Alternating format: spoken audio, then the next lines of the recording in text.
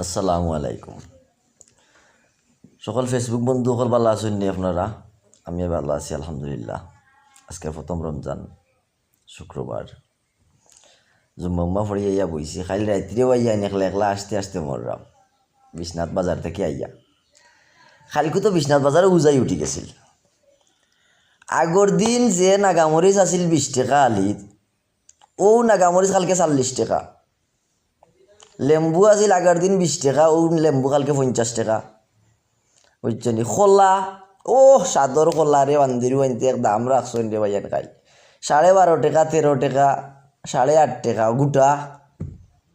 ও হইল হালত, বুঝছেন? আর তো কইলাম না। লাস্ট পর্যায়ে বাড়িখানো আইতাম, আইবার সময় সিএনজিত 8:30 বাজে। বিশ্বনাথ বাজার টু রামপাশার ভাড়া হইল গিয়ারি আপনার রাত্রে 10টা পর্যন্ত 20 টাকা, 10টা পাস হয়ে গেলে 25 টাকা। কিন্তু 8:30টার সময় কালকে হয় 30 টাকা ভাড়া। কইলাম রে ভাই তোমরা তো ইনচাপ নাই,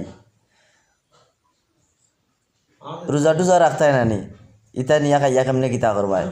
কয় ভাই অসুবিধা নাই। আমি বললাম তুই আরো 5 টাকা বলুন নে রে ভাই, নে 5 টাকা বলুন নে। বুঝছেন? ও হইল আমরার হালত। কালকে ওতা কইরা পয়সা কামাইয়া নি আজকে বান্দির রাখছে রোজা। ওতা নি রোজা রাখতাই আল্লাহ ঠেকাত জবর তোমরার গেছে নাইনি দিবানে বাস রোজা কবুল হইতো। কম্বলও বাড়ি বান্দির বান কবর গেলে রে ইতা টেকার হিসাব দিবাই আল্লাহর গেছে গিয়া।